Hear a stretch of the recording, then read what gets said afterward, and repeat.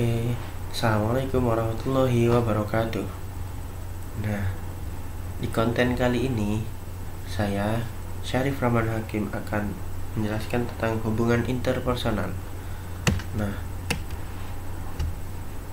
apa sih hubungan interpersonal?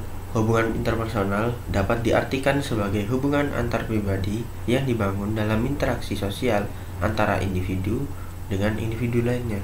Jadi, hubungan interpersonal itu adalah hubungan dari satu orang dengan orang lainnya. Menurut Desmita, hubungan interpersonal adalah interaksi antara pribadi yang satu dengan pribadi lainnya dalam konteks sosial. Nah, kemudian menurut Samsu Yusuf LN mendefinisikan kecerdasan dalam membangun hubungan interpersonal atau intelijensi interpersonal sebagai kemampuan untuk mengamati dan merespon suasana hati, temperamen, dan motivasi orang lain. Nah, Samsu Yusuf LN ini pendapatnya itu lebih dalam daripada Desmita, yaitu mendefinisikan bahwa hubungan interpersonal itu adalah sebuah kecerdasan yang dinilai dari kemampuan dari merespon suasana hati, terus temperamen seseorang, dan motivasi dari orang lain. Oke, masuk ke materi. Nah, di sini ada 3 hal yang akan dibahas kali ini, yaitu ada empati, mendengarkan aktif, dan komunikasi interpersonal. Oke. Masuk ke empati.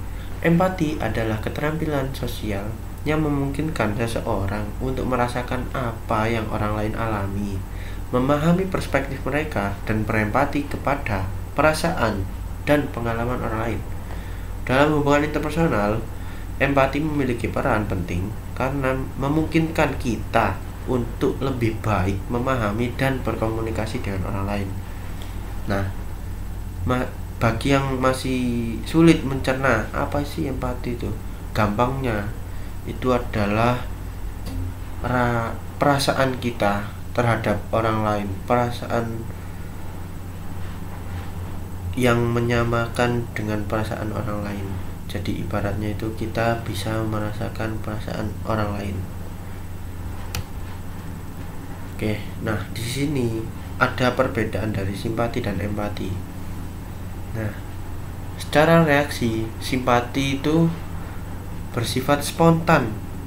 Seperti kita itu mendengar kabar sedih orang yang sedang berduka cita, otomatis kita akan mengucapkan rasa bela sungkawa tanpa merasakan yang lebih dalam perasaan orang yang sedang bersedih tersebut. Cukup berbela sungkawa saja gitu. Nah, itu simpati, bentuk simpati.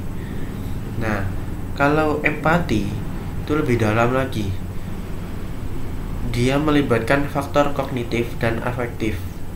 Nah, empati ini bukan hanya sebatas mengetahui permasalahan dan kesedihan. Jadi dia bukan cuma tahu kalau orang itu cuma berduka cita aja. Tapi kalau orang yang punya empati itu pasti ada perasaan, oh iya, temanku ini sedang bersedih. Aku juga merasa kehilangan sama seperti dia. Dan mencari solusi bagaimana keluar dari kondisi tersebut. Nah, itu yang dimaksud empati.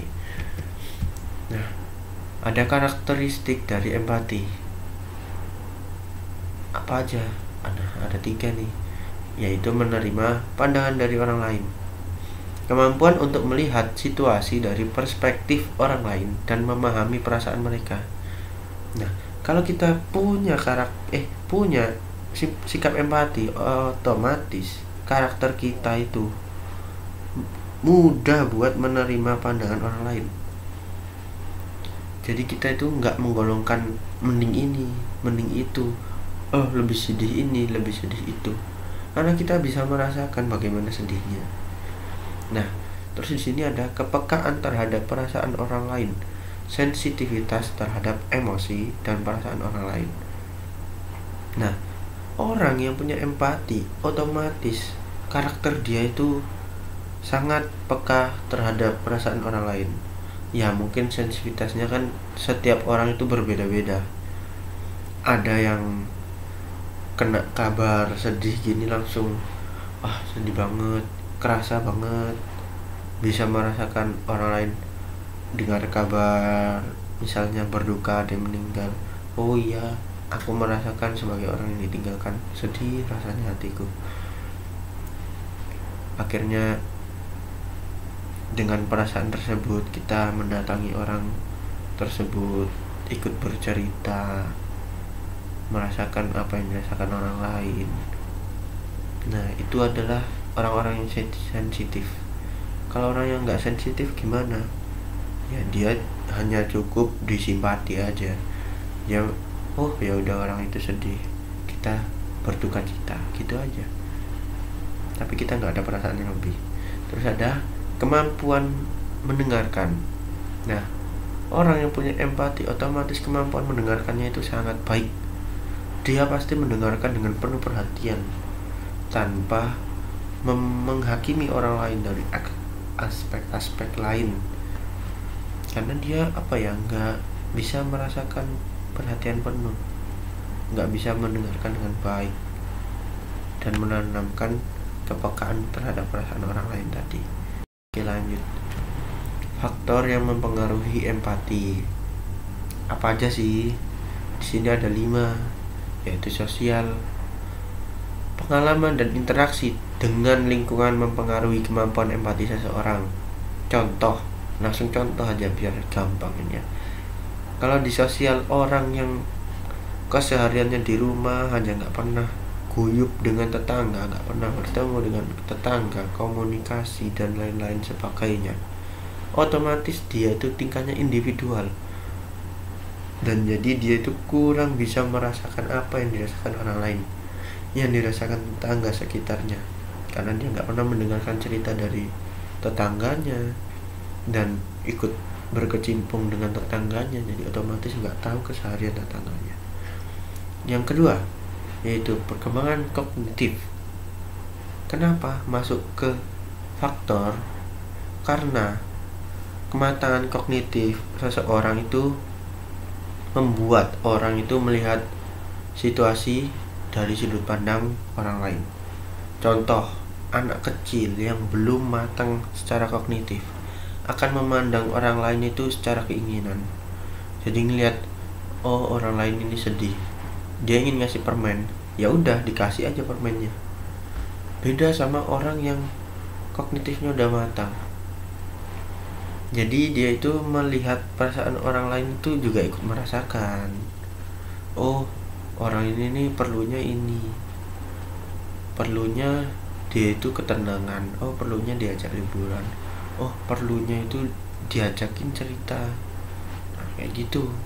Jadi memandang orang lain itu dari sudut pandang yang lain gitu, bukan dari keinginan dia sendiri. Nah kemudian yang ketiga ada mood dan feeling situasi tersebut. Nah perasaan dan suasana hati saat berinteraksi mempengaruhi respon terhadap perasaan orang lain. Kenapa sih ngaruh banget ke empati? Karena kalau mood kita lagi nggak pas sama situasinya, contoh ya, kita itu moodnya lagi sedih, feelingnya juga lagi sedih, otomatis kita merasakan situasi yang bahagia, orang lain yang bahagia, kita itu jadi sulit gitu. Kayak aku sedih, masa disuruh bahagia, masa pura-pura bahagia, otomatis gak bisa sampai ke tahap empati ini. Kemudian ada situasi dan tempat. Nah situasi dan tempat ini memungkinkan seseorang menunjukkan empati yang lebih baik daripada orang lain.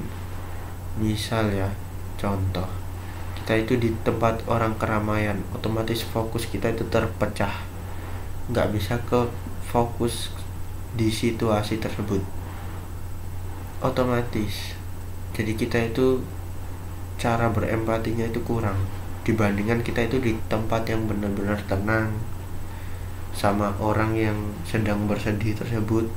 Jadi otomatis kita itu merasakannya itu lebih terasa gitu kesannya. atau kita itu ada di tempat-tempat yang emang cocok untuk bersedih sambil melihat matahari senja contohnya. Nah, otomatis kan di situ lebih enak gitu cerita daripada kita itu di tengah jalan. Oke. Yang kelima ada komunikasi. Kenapa komunikasi itu mempengaruhi empati? Karena bahasa yang digunakan itu mempengaruhi ekspresi empati kita.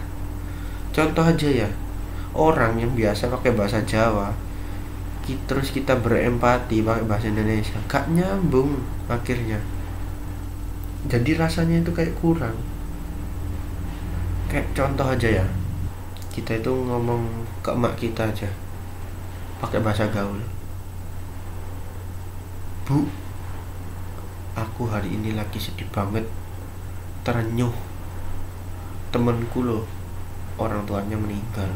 Nah, ibunya ini biasa pakai bahasa Jawa yang halus, otomatis ya rasanya, oh temanmu mati, temennya orang tuamu mati, ya gitu aja. Beda sama yang jelasinnya pakai bahasa Jawa sambil sedih-sedih, nangis-nangis gitu, otomatis perasaannya kerasa gitu ke orang tua yang diceritain. Nah, penerapannya dalam komunikasi konseling.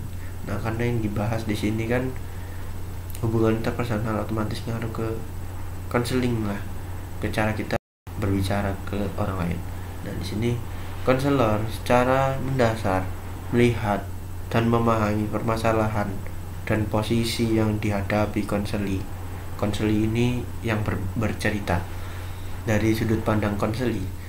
Konselor harus menempatkan diri, memahami dan merasakan yang dialami oleh konseli tersebut, dan mengosongkan diri sebagai konselor ini buat kepentingan konseli, agar kita itu lebih bisa merasakan apa yang dirasakan oleh konseli.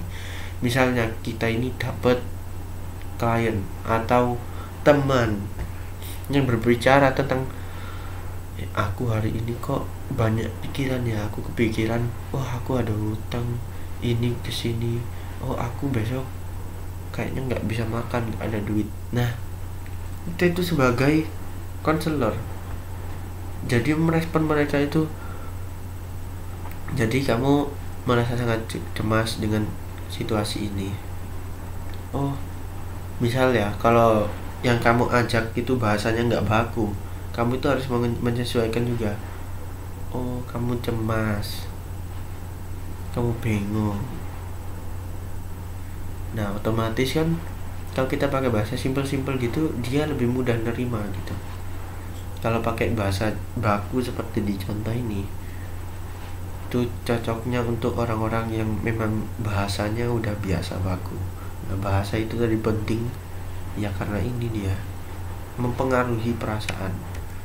Oke, lanjut ke subbab yang kedua, yaitu mendengarkan aktif. Menurut Carl Rogers, Carl Rogers ini adalah pencetus teori dari mendengarkan aktif. Mendengarkan aktif itu bukan hanya sekedar mendengarkan dari telinga aja, tapi juga kita itu memberikan perasaan di dalamnya dan bersedia untuk memahami orang lain secara mendalam dari dalam hati kita sendiri. Nah, di sini itu mendengarkan dan mendengar itu berbeda. Mendengar adalah respon fisiologis terhadap suara. Jadi kita itu telinga kita mendengarkan suara. Nah, cukup di situ aja kalau mendengar. Beda dengan mendengarkan, itu adalah melibatkan pemahaman dan perhatian penuh kita terhadap apa yang dikatakan oleh orang lain. Jadi saat kita mendengarkan, kita itu memahami, kita berpikir, ternyata begini. Kita itu jadi bisa memahami orang lain akhirnya. Nah, itu yang dimaksud mendengarkan. Nah, di sini ada 3 dimensi mendengarkan aktif.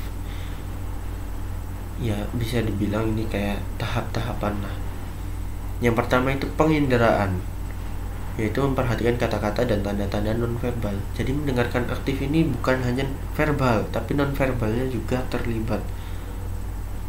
Contoh dari nonverbal itu misal, oh matanya itu sambil nangis, atau dia itu sambil ceria, atau dia sambil ketawa, atau dia itu sambil goyang-goyang gini, atau dia itu sambil murung aja.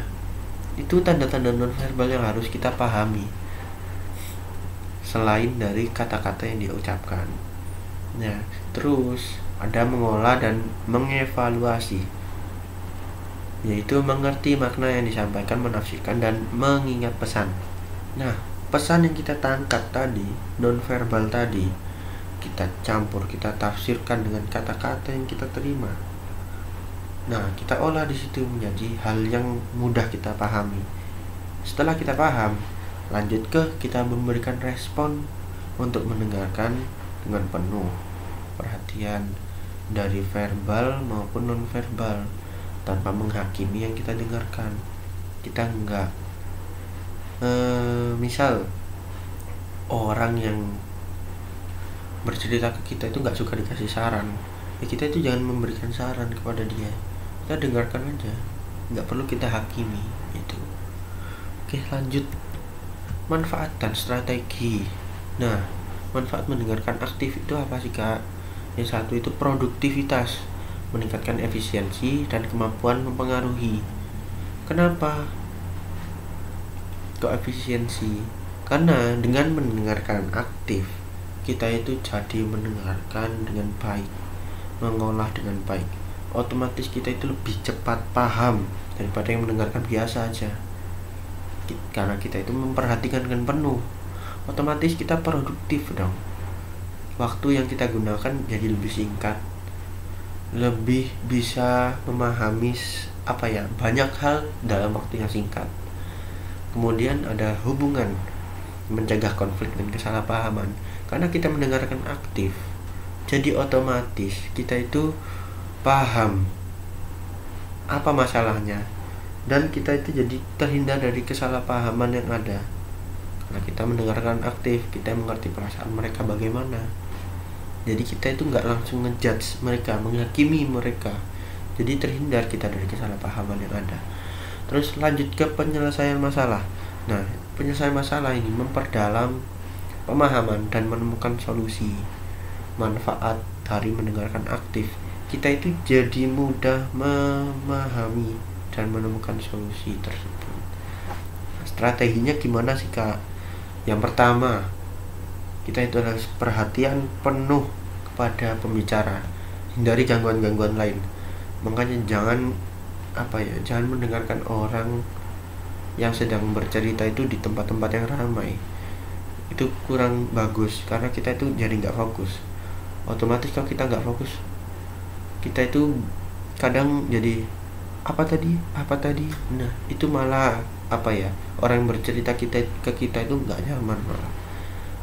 Jadi usahakan di tempat yang tenang. Kemudian ada ekspresi wajah dan bahasa tubuh. Nah, ini tadi perhatikan tanda-tanda nonverbal, kayak mimik tubuhnya itu lagi nangis, atau dia lagi sedang sambil goyang, itu tandanya dia bahagia sekali. Nah, kayak itu. Terus bertanya dan memberi umpan balik. Nah, ajukan pertanyaan dan berikan respon yang relevan. Nah, setelah kita dengarkan aktif, kita berikan perhatian penuh dan ekspresi wajah, otomatis kita paham. Akhirnya kita itu memberikan mereka pertanyaan yang sesuai dengan bahasa mereka, dan akhirnya kita merespon dengan baik. Oh, mereka itu butuh saran. Oh, mereka itu nggak butuh saran, cuma butuh didengarkan. Seperti itu. Oke, lanjut ke yang bagian ketiga terakhir, komunikasi interpersonal. Komunikasi interpersonal mungkin kalian udah pernah dengar ya di sini. Ini udah biasa terdengar, yaitu komunikasi antara dua orang atau lebih. Nah, di sini itu adalah interaksi yang saling memberikan umpan balik, baik komunikasi interpersonal secara verbal maupun yang non-verbal, untuk mencapai sebuah kesamaan makna dan mempengaruhi perubahan sikap, pendapat, atau perilaku. Jadi secara singkatnya, orang yang berkomunikasi itu akan memberikan umpan balik secara verbal maupun non verbal, dan tujuan mereka itu cuma satu, memberikan pemahaman kepada orang lain. Nah, itu dia komunikasi interpersonal. Oke, lanjut. Elemen dalam komunikasi interpersonal. Nah, di sini bagian dari komunikasi interpersonal itu adalah sumber penerima, atau dalam bahasa Inggris itu source to receiver. Komunikasi interpersonal melibatkan minimal 2 orang, di mana masing-masing berperan sebagai sumber, satunya sebagai penerima komunikasi. Nah, pasti di dalam komunikasi interpersonal itu ada pesan. Nah, pesan itu adalah sinyal yang diterima oleh indera manusia dan memerlukan pemahaman. Jadi, maksudnya itu adalah sebuah hal yang dari nonverbal ataupun verbal yang mungkin sulit dipahami, itu adalah sebuah pesan yang harus kita pahami. Nah, di situ kadang kan di komunikasi interpersonal itu ada yang melalui media digital, jadi otomatis lewat saluran. Contohnya seperti saya sekarang berkomunikasi yang dilakukan secara langsung atau melalui media tertentu. Kalau saya sekarang kan lewat media YouTube kepada kalian yang mendengarkan. Nah, kemudian ada umpan balik. Nah, setiap komunikasi interpersonal pasti ada umpan balik atau feedback yang diterima baik dari penerima pesan maupun dari pengirim pesan. Nah, secara kita paham, otomatis kita akan memberikan feedback kepada mereka, baik pertanyaan ataupun saran dan lain-lain sebagainya. Kemudian komunikasi interpersonal juga tidak bisa lepas dari konteks. Nah, konteks di sini adalah lingkungan dan situasi di mana komunikasi tersebut terjadi, atau mungkin topik yang dibicarakan dan situasi yang mendukung di komunikasi interpersonal. Oke, lanjut ke manfaat komunikasi interpersonal, yaitu meningkatkan produktivitas. Nah, produktivitas tadi kita itu jadi lebih paham semuanya, lebih mudah memahami, dan akhirnya kita itu punya kemampuan mudah mempengaruhi orang yang kita ajak bicara dengan memberikan feedback yang baik. Terus ada mencegah konflik dan kesalahpahaman, sama seperti mendengarkan aktif tadi, dan memperdalam pemahaman dan hubungan. Otomatis pemahaman dan hubungan kita itu jadi lebih baik setelah kita berkomunikasi interpersonal. Nah, mungkin materi hubungan interpersonal itu yang saya bahas hari ini, 3 subbab itu aja. Mungkin dari sini ada pertanyaan atau saran, atau mungkin ada topik lain yang ingin dibahas, silakan komen di kolom komentar aja. Oke, cukup sekian. Mohon maaf apabila ada salah kata. Terima kasih telah mendengarkan. Terima kasih atas like-nya. Sekian dari saya. Wassalamualaikum warahmatullahi wabarakatuh.